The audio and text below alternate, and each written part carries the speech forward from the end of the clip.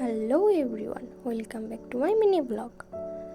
আমার নতুন একটি ভিডিওতে সবাইকে স্বাগত। তো আজকে দুপুরের মেনুতে কি ছিল সেটাই তোমাদের সঙ্গে শেয়ার করতে আসলাম। তো দুপুরের রান্নায় ছিল খাসির মাথা দিয়ে ছোলার ডাল। তো তোমরা কে কে খেয়েছো না খেয়েছো অবশ্যই কমেন্টে জানাবে। আমি তো প্রথমবার খেলাম, খারাপ ছিল না, অনেক সুন্দর ছিল। তো এখানে প্রথমে আমি ডালটাকে সিটি মেরে নেওয়ার জন্য ডাল, কাঁচামরিচ আর লবণ দিয়ে প্রেসারে উঠিয়ে দিয়েছি। তারপর এদিকে রান্না হচ্ছে পটল ভাজা, করলা, আলু ভাজা হবে। তারপরে এখানে আমার শাশুড়ি মা এখানে পেঁয়াজ রসুন বানিয়ে নিচ্ছিলেন। তারপরে আর কিছুই না, মাংসটা ধুয়ে এর মধ্যে পেঁয়াজ রসুন বেসিক মশলা যেগুলো সেগুলোই আমি অ্যাড করে নিচ্ছিলাম। তার হলুদ আর লবণ দিয়ে এটাকে ভালোভাবে মাখিয়ে নেবে প্রথমে। তো তোমরা দেখতে থাকো, দেখলেই বুঝতে পারবে কতটা ইজি।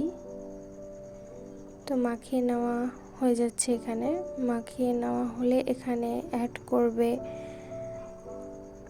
ঝালের গুঁড়ো,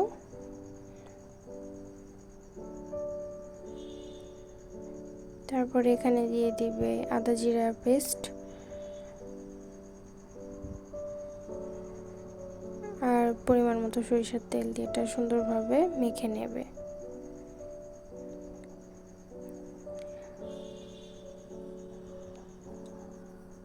তারপরে কড়াইতে তেল দিয়ে জিরে ফোড়ন দিয়ে ওই ম্যারিনেট করা মাংসটা এখানে দিয়ে দিবে।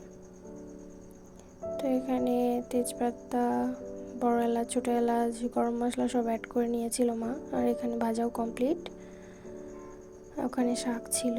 আর এই তো মাংসটা এখন সুন্দরভাবে কষিয়ে নিতে হবে। কষিয়ে আস্তে আস্তে রান্না করে নিচ্ছিল মা।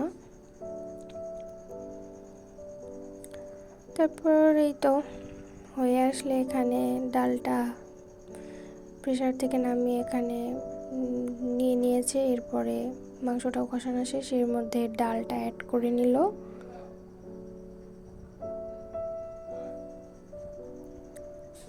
তো ডালটা সুন্দরভাবে মিলিয়ে নেওয়ার পরে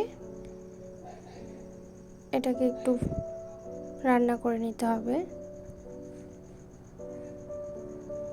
তো রান্না করা হয়ে আসলে এটাকে নামিয়ে আবার বাগার দেওয়ার জন্য এখানে শুকনো মরিচ, তেজপাতা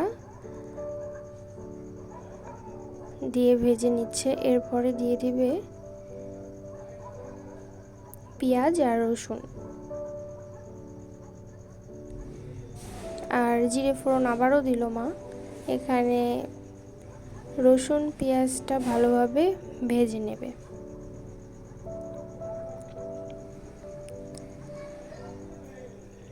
এই তো ভাজা কমপ্লিট। এরপরে ওই ডালটা আবারও দিয়ে দিল। এরপর আর কাজ কিছুই না, কমপ্লিট রান্না। এখানে ভালোভাবে এখন রান্না ফুটিয়ে নিলেই তৈরি খাসির মাথা দিয়ে ছোলার ডাল। তো কেমন লাগলো অবশ্যই কমেন্টে জানাবেন। প্লিজ ফলো মাই পেজ আর কমেন্ট শেয়ার করতে ভুলবেন না। টাটা।